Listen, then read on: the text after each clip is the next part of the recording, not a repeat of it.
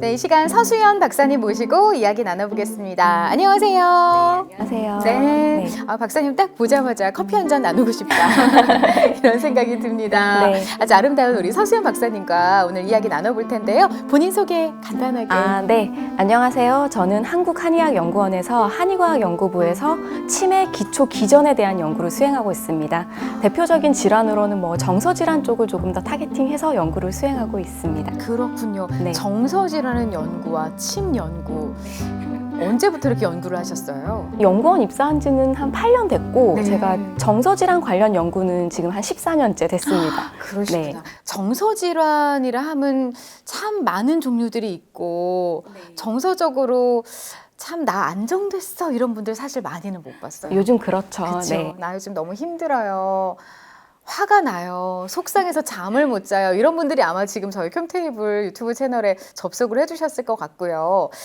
정서질환하면 일단 저는 우울증이나 불면증 이런 것들이 생각이 나는데 맞을까요? 네, 맞습니다. 네. 우리 한의학에서는 이 정서질환을 어떻게 바라보고 있는지 궁금합니다. 네. 정서질환 중에서도 제가 우울증을 예로 들어서 설명을 드릴게요. 네, 우울증 같은 경우는 서양의학에서는 두통이나 신경세포의 활성 그리고 심리적인 요인 등에 의해서 우울증이 발생한다 이렇게 보거든요.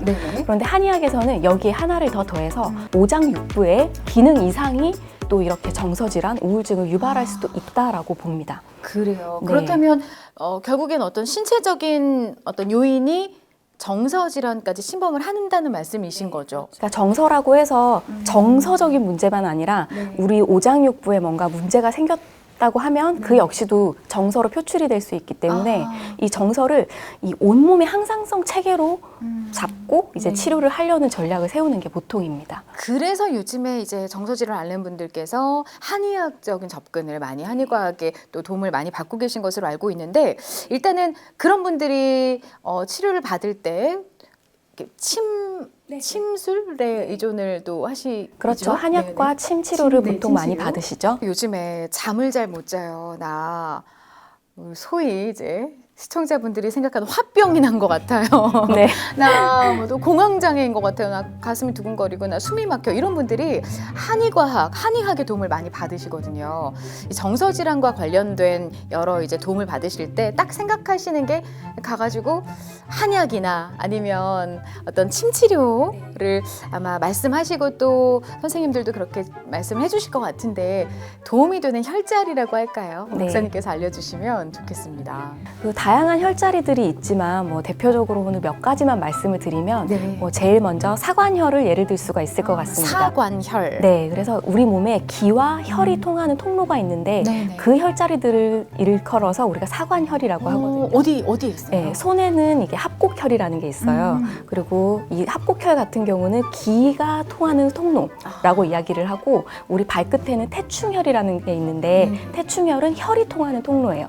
그래서 손에 2개, 발에 2개라서 사관혈이라고 이야기를 할 수 있습니다. 여기 지금 우리 시청자분들도 알아두시면 좋겠어요. 그럼요. 네. 물론 당연히 이제 침 치료에 도움 받으시면 좋지만 막 답답하고 이럴 때 좀 꾹 눌러주는 거 도움이 됩니다. 네, 효과가 있습니다. 그렇죠. 우리 예전에 발저리고 막 이럴 때 누르면 조금 약간 풀리는 느낌. 근데 이제 정서질환, 약간 좀 안 좋을 때 속상하고 심리적인 영향이 있을 때도 이렇게 조금 사관혈.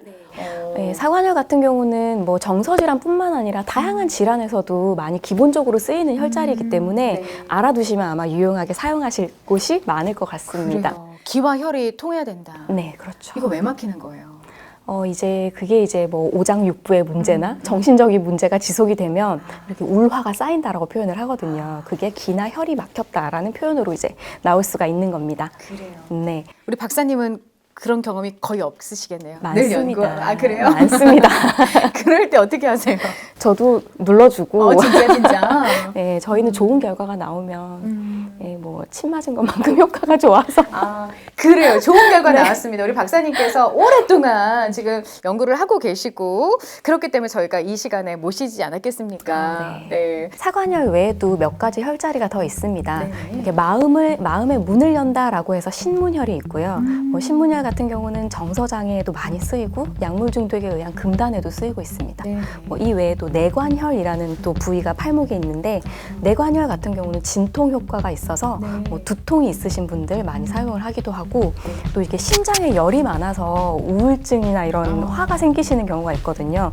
그래서 또 이렇게 심장에 열을 내려주는 소부혈이라는 부위도 있습니다. 뭐 이 외에도 뭐 혈액순환을 도와서 불안을 조금 완화시켜주는 용천혈이라는 혈자리도 있고 굉장히 정서질환에 도움되는 혈자리가 많이 있습니다. 이름만 들어도 혈자리의 이름만 들어도 마음이 굉장히 편안해지면서 저 계속 이렇게 협곡혈을 누르고 있잖아요. 쭉쭉.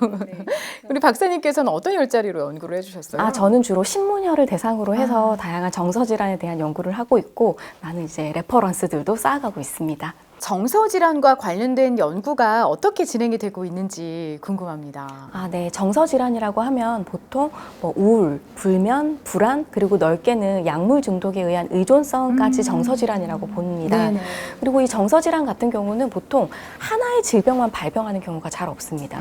보시면 우울한 사람이 불면이 있고 불면이 있는 사람이 또 약물 중독에 취약해지는 경우가 많고요. 네. 또 불안이 있는 사람이 되려 또 우울증을 겪게 되는 경우도 있어서 계속 이게 네. 그냥 계속 도드림표예요. 계속 왔다 갔다 하고 그래서 나는 정말 완전히 좋아졌어 이런 분들을 쉽게 잘 못 보는 것 같아요. 특히 현대인들이 많이 힘들어 하시죠. 네, 그래서 하나의 정서 질환만을 타겟해서 치료하는 건 사실 힘들고요. 네. 이 몸의 전반적인 항상성 그리고 우리 정서상의 항상성 네. 이런 걸 통합적으로 맞춰줘야 이게 같이 치료가 될 수 있는 범위라고 한의학에서는 봅니다. 그렇군요. 우리 박사님 주변에 그래서 박사님 찾는 분들이 많겠어요.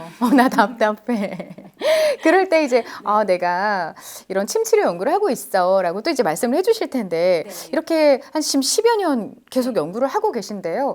침치료 연구를 하시게 된 계기랄까요? 네. 그 말씀 해주실까요? 네, 저는 원래 처음부터 침 치료를 하던 사람은 아니었었고요. 그래요? 네. 저는 원래 약물 중독이 어떻게 뇌내에서 이런 중독을 일으키는지 그 기전 연구를 기초 기전 연구를 수행하던 사람이었습니다. 네네. 근데 이런 기초 기전의 연구를 하다 보면 자연스럽게 이걸 어떻게 치료하면 좋을까까지 생각이 미치게 되어 있거든요. 네. 그런데 이런 약물 중독 같은 경우는 약으로 치료를 하면 또 그 약에 중독이 된다는 이런 무한의 굴레에 빠져 있습니다. 그래요. 네, 그렇기 때문에 자연스럽게 약이 아닌 방법 네. 그리고 뇌의 항상성을 유지할 수 있는 방법 그런 치료법이 없을까라고 고민을 하다 보니 한의학과에 접점이 생기더라고요. 네. 그래서 지금은 한의학적인 기법으로 뇌의 항상성을 유지할 수 있는 침의 효과와 그 기전에 대한 연구를 수행을 하고 있습니다. 그래서 딱 이 큐테이블에 딱 모시게 됐잖아요. 네. 박수 한번 주세요. 네, 감사합니다. 그래서 더 믿음이 간다고 해야 되나 우리 박사님께. 감사합니다. 아니 우리 박사님께서 연구하신 여러 가지 침 치료에 대한 설명을 좀 해주실까요? 네. 저는 정서질환에서 침의 효과가 어떻게 나타나는지 뇌내의 메커니즘 연구를 많이 했는데 네네. 제가 우울증 모델과 네. 알코올 중독 모델 그리고 불면증 모델에서 침의 효과 기전을 봤어요. 그랬는데 네. 이 공통적인 특징이 하나가 있었는데 네네. 이 BDNF라고 해서 받아 적어주세요. 네, BDMF.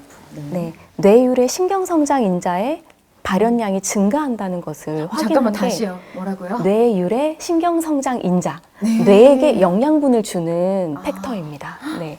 그걸 밝히셨다고요? 네, 침 치료를 하면 이 신경 영양 인자 발현이 증가가 됩니다. 네네. 네. 그래서 제가 최근에 연구한 카페인에 의한 불면 모델에서도 확인을 했는데 네네. 먼저 이렇게 카페인을 고함량으로 먹게 돼서 유도가 된 뭐 각성이나 네. 그리고 불면 이런 모델에 침을 치료했더니 뇌내에서 BDNF가 증가하는 것을 저희가 확인을 할 수가 있었습니다. 여러분 기억해 주세요. BDNF.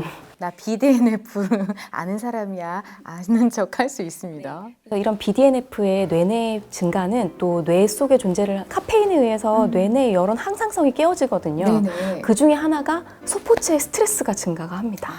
네, 이 소포체 스트레스의 증가는 뭐 세포 사멸로 이어질 수 있기 때문에 위험한데 이런 소포체 스트레스의 수준을 이 BDNF가 낮춰줄 수가 있거든요. 그래서 저희가 침을 맞을 때 네. 뇌에서 BDNF가 증가를 하고 이 BDNF가 소포체 스트레스 반응을 약화시켜줘서 카페인에 의한 부작용을 조금 완화시켜줄 수 있다라고 이해를 하시면 될 것 같습니다. 그래요. 그냥 단순히 이러면 좋아가 아니라 여러분도 이제 원리를 좀 알고 들으시니까 이해가 되시죠? 감사합니다, 박사님. 네. 지속적으로 이제 사실 연구는 끊임없이 하고 계시잖아요. 그런데 이 구체적으로 어떻게 진행이 됐는지를 알려주시면 더 확실히 이해가 될 것 같아요. 뭐 카페인 모델 같은 경우는 일단 카페인을 일정 기간 동안 이렇게 주입을 하게 됩니다. 보통 이제 물 대신에 카페인 음수라고 해서 이렇게 보틀에 카페인을 탄 음료를 제공을 하게 되거든요. 카페인을 많이 먹어서 불면이 유발된 동물 모델을 먼저 만듭니다. 그리고 나서 침 치료를 뭐 하루, 이틀, 보통은 2주 정도까지도 침 치료를 지속을 하고요. 그리고 나서 쥐의 행동 변화를 봅니다. 뭐 뇌파가 어떻게 변하는지를 봐서 우리가 수면 정도를 파악을 하기도 하고요.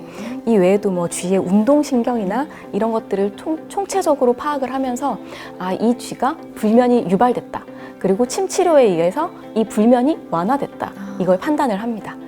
네, 이렇게 판단이 되고 나면 이제 쥐에서 우리가 원하는 부위를 샘플링을 해서 뭐 단백질 레벨 분석을 하고 뭐 조직 염색을 통해서 어떤 부분이 어떻게 변했는지 파악을 하면은 이제 전체적인 실험 결과가 나오겠죠. 이렇게 실험을 할 때 어려운 점도 많이 있을 것 같아요, 사실. 동물 실험 하시는 분들은 아마 다 비슷한 고민 하실 텐데, 네, 이 동물 실험을 하게 된 변수가 굉장히 많습니다. 사람이랑 다르기 때문에 얘들의 정서를 우리와 같다고 생각을 할 수는 없거든요. 사람도 변수가 많은데요. 네, 맞습니다. 말이 안 통하는 동물 더 하겠죠. 네, 그래서 쥐 자체가, 그러니까 실험 모델 자체가 가진 변수가 굉장히 크고, 정서질이라는 것 때문에 그 변수가 조금 더 큰 경향이 있고요. 그래서 모델을 만드는데 시간이 굉장히 오래 걸리는 편입니다. 그래서 이렇게 모델을 만들고 나서도 침 치료에 또 변수가 많이 존재를 하거든요. 네. 그래서 뭐 쥐별로 다들 상태가 다르기 때문에 이 침의 효과도 다 개별적으로 나타나는 경향이 있습니다. 그래서 일관적인 데이터를 지속적으로 얻기 위해서는 이 환경을 제대로 설정해주고 똑같은 조건에서 실험을 하는 경우가 필요한데 이런 조건을 설정하는데 시간이 굉장히 오래 걸리는 게 제일 큰 저의 문제점과 걱정거리가 되지 않을까 싶습니다. 우리 박사님께 많은 또 질문들이 들어왔어요. 우리 미모의 박사님께 어떤 질문을 주셨는지 한번 만나보도록 하겠습니다. 불편해가지고 가서 침을 맞았는데 또 어떤 때는 또 괜찮을 때도 있고 어떤 때는 아무 효과도 없을 때도 있고 그래서 첫 번째 질문 드립니다. 침 치료가 우리 몸의 증상을 해결하는데 정말 과학적인 효과가 있어요? 진짜 있나요? 아, 네. 과학적인 효과가 있고 지금도 저희가 이 과학적인 효과를 검증하는 일을 저희의 목표로 삼아서 이 근거를 확충하는 일을 하고 있습니다. 뭐 이미 임상에서는 그 효과가 있다라는 이 검증이 많이 이루어진 상태인 거고 또 비임상을 통해서 이게 왜 효과가 있는지 과학적인 기전을 밝히고 있기 때문에 앞으로도 이 과학적인 효과는 점점 더 많이 쌓아갈 예정입니다. 그리고 제가 허리가 안 좋거든요. 그래서 침 치료로 허리를 완전히 이렇게 안 아프게 나을 수 있는지 그거 궁금하고요. 자, 세 번째 질문입니다. 침 치료로 몸의 증상이 완벽하게 나을 수 있나요? 세상에 완벽한 게 있나요? 완벽하게. 네, 뭐 저희가 완벽하게라는 말을 감히 붙일 수는 없지만 침 치료를 통해서 몸에 깨어진 항상성을 다시 돌려줄 수 있다는 건 제가 완벽하게 말씀드릴 수 있을 것 같습니다. 박수 한번 주세요. 네. 수면할 때 목이나 이런 거 아플 때 조금 좋은 자리라든지 이런 게 있으면 편하게 이제 가정에서 좀 활용할 수 있는 방법이 있는지 뭐 침이라든지 이런 거. 자, 네 번째 질문입니다. 빠방. 일상생활에서 편리하게 직접 치료할 수 있는 좋은 혈자리가 있나요? 네, 이게 일상생활에서 어디가 불편하실지에 따라서 조금 다를 수는 있을 것 같은데 아무래도 여러 질환에 쓰일 수 있는 저는 사관혈 추천드릴게요. 아까 한번 말씀드렸었는데 지금 계속 꾹꾹 누르고 있었죠. 네, 맞아요. 네, 우리 몸에 기와 혈이 통할 수 있는 통로라고 알려진 태충혈과 합곡혈 추천드리겠습니다. 네, 사실 이 외에도 적용할 수 있는 많은 혈자리들이 있는데 그런 혈자리들은 저희 생생수다의 경혈지압편 확인해 주시면 될 것 같습니다. 이런 것들이 정말로 좋은 그런 요법이고 뭐 그런 기술이 있다면은 좀 대중화가 더 됐으면 좋겠다라는 생각도 하는 것 같아요. 왜냐면 지금 젊은 MZ세대들은 아예 더 모르는, 제가 30대인데 20대는 더 저보다 모른다고 생각이 들거든요. 다섯 번째 이제 마지막 질문 드리겠습니다. 한의학의 대중화를 위해서 어떤 시도를 진행하고 계실까요? 연구자가 대중화를 위해 노력할 수 있는 부분은 아무래도 이게 일반 시민들이 와닿을 수 있는 연구 결과로 보답을 하는 일이겠죠. 저희가 아무래도 이렇게 좀 일상에 가까운 다양한 질환에 대해서 과학적인 기전을 밝히다 보면 이게 또 연구자가 할 수 있는 대중화를 위한 시도가 아닐까 생각을 하게 됩니다. 맞아요. 저도 말씀드리고 싶은 부분이었는데 이제 마지막 아마 답변하고 일맥상통할 것 같기도 한데 우리 서수연 박사님의 향후 계획 좀 마지막으로 들어보겠습니다. 경혈 전달의 신호 전달 체계는 정말 꾸준히 연구가 진행되고 있는 분야입니다. 이렇게 해서 기초 기전이 하나씩 쌓여서 또 징검다리 하나를 만들고 이런 징검다리들이 쌓여서 여러분들이 믿고 치료받으실 수 있는 한의 의료 기술이 될 거라고 생각을 합니다. 저도 이렇게 기초 기전을 연구하는 일을 꾸준히 할 생각이고요. 이렇게 해서 작은 징검다리 하나 만드는 게 또 저의 큰 목표이기도 합니다. 꾸준히 기초 기전의 연구를 수행하고 있을 테니까 여러분도 흥미를 가지고 지켜봐 주시면 감사하겠습니다. 와, 기대하겠습니다. 우리 서수연 박사님, 정서질환에 효과가 있는 침 치료의 기초 기전 연구를 이렇게 꾸준히 열심히 연구 수행하고 계신데요. 여러분들도 많이 관심 가져주시면 좋겠고요. 앞으로도 저희 켬테이블 여러분이 궁금해하시는 또 놓쳐서는 안 될 한의과학 이야기로 인사드리겠습니다. 다음 편에도 인사드릴게요. 고맙습니다.